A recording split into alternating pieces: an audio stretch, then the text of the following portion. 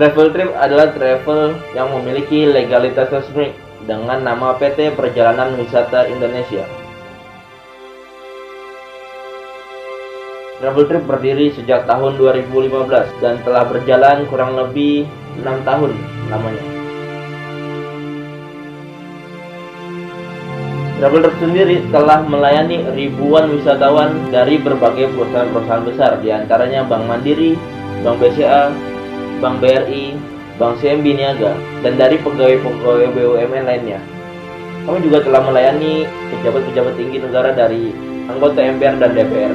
Dan kami didukung dengan peralatan lengkap, mulai dari drone, kamera, toa, HT, dan dari sumber daya manusia atau kru yang telah teruji dari berbagai tahapan-tahapan ujian untuk bergabung menjadi bagian dari Travel Trip sendiri.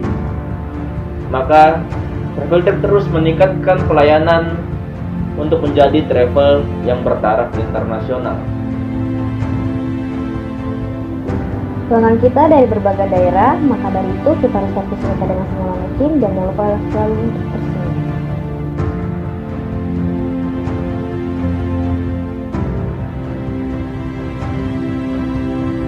Hai, saya sudah lama berlangganan di Travel Trip ID ini dengan servis dan pelayanan yang sangat baik, menjadikan saya dan teman-teman saya dan keluarga saya saat mengikuti Travel Trip ID ini membuat saya nyaman.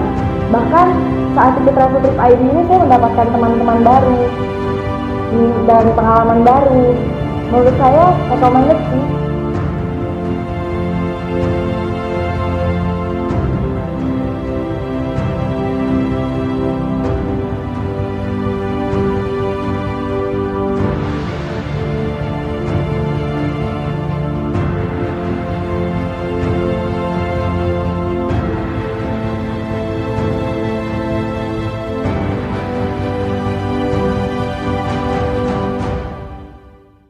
Assalamualaikum warahmatullahi wabarakatuh.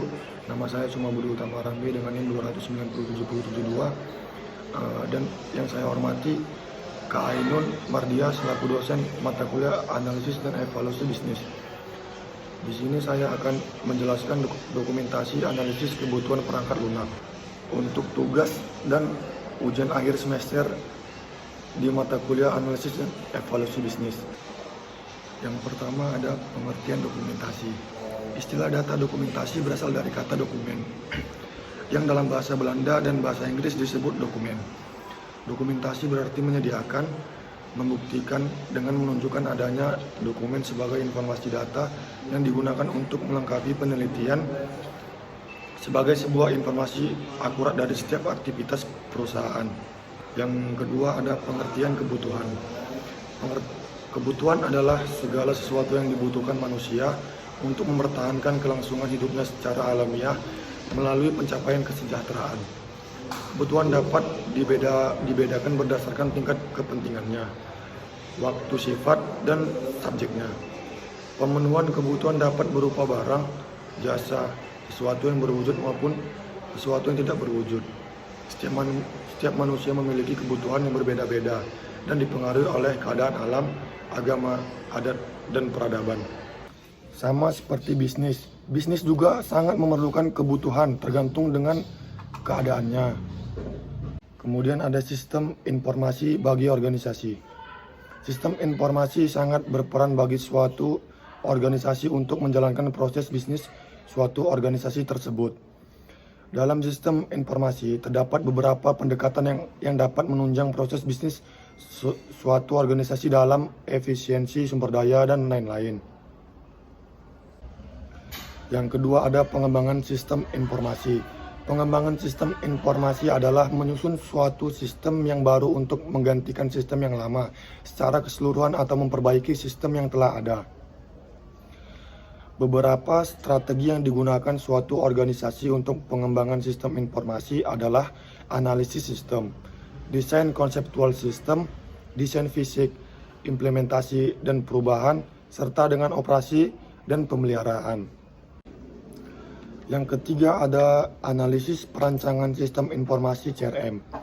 Pada Customer Relationship Management terdapat dua aspek yang penting, yaitu adalah customer satisfaction atau kepuasan pelanggan, dan customer loyalty atau loyalitas pelanggan.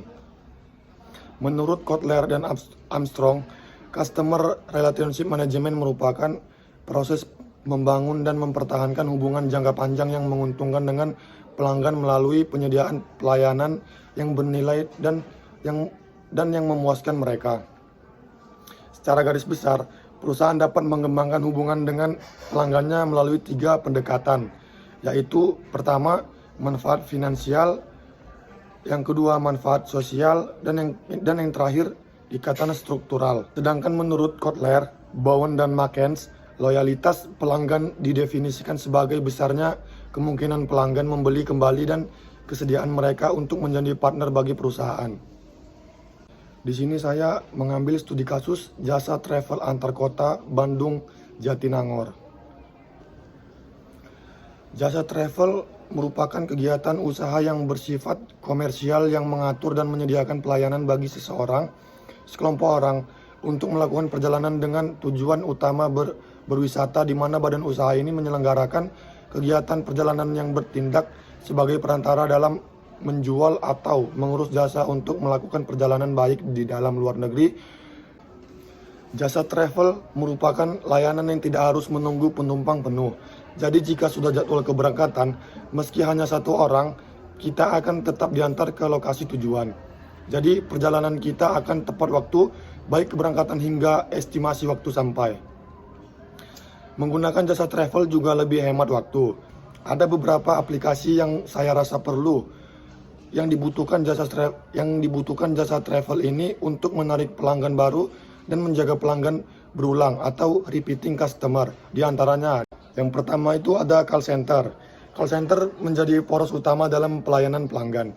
Dengan adanya call center, pelanggan dapat bertanya mengenai informasi jadwal keberangkatan, biaya reservasi, hingga dapat menjadi tempat pengaduan keluhan atas ketidakpuasan pelanggan. Dengan adanya call center, keluhan yang ditanggapi secara cepat akan membuat pelanggan yang merasa dirugikan memiliki pemikiran yang positif akan perusahaan yang bersangkutan. Yang kedua, reservasi online.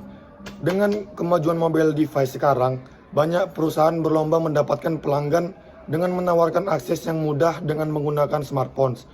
Dalam kasus ini, perusahaan dapat membuat sebuah aplikasi berbasis aplikasi mobile atau web yang kemungkinan calon penumpang dapat reservasi kursi keberangkatan dengan sekali klik tanpa harus menghubungi via telepon. Yang ketiga, ada website. Tak perlu kita pungkiri bahwa saat ini kemudahan mendapatkan informasi juga menjadi perhatian pelanggan.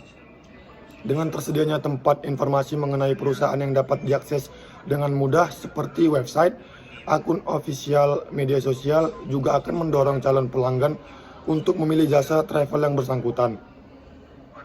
Yang terakhir ada sistem bonus. Salah satu yang paling menarik pelanggan adalah bonus yang dapat berupa diskon atau keuntungan lainnya yang bisa didapatkan oleh pelanggan. Salah satu bentuk yang sering digunakan oleh jasa travel antar kota adalah dengan memberikan bonus gratis satu perjalanan ketika pelanggan telah memiliki 10 tiket atau record pernah menggunakan jasa travel tersebut. Hal ini akan membuat pelanggan tertarik untuk setidaknya menggunakan jasa travel tersebut sebanyak 10 kali untuk mendapatkan bonus gratis di perjalanan yang ke-11. Dengan sistem ini, tentu perusahaan akan mendapatkan pelanggan baru dan mempertahankan pelanggan yang berulang. Jadi kesimpulannya adalah kesuksesan suatu bisnis tergantung pada jumlah konsumen. Dengan konsumen yang banyak, maka angka penjualan akan terdongkrak secara otomatis. Keuntungan menjadi maksimal. Sementara kalau konsumennya sedikit, bisnis tidak akan berkembang dengan maksimal, bahkan muncul kemungkinan mengalami kebangkrutan. Maka dari itu, pelaku bisnis perlu memperhatikan kebutuhan konsumennya. Baik itu dengan cara menciptakan produk yang beragam, meningkatkan kualitas, dan meningkatkan pelayanan. Terima kasih kepada Kak Ainun Mardiah selaku dosen analisis dan evaluasi bisnis. Lebih dan kurangnya saya mohon maaf. Saya akhiri dengan Assalamualaikum warahmatullahi wabarakatuh.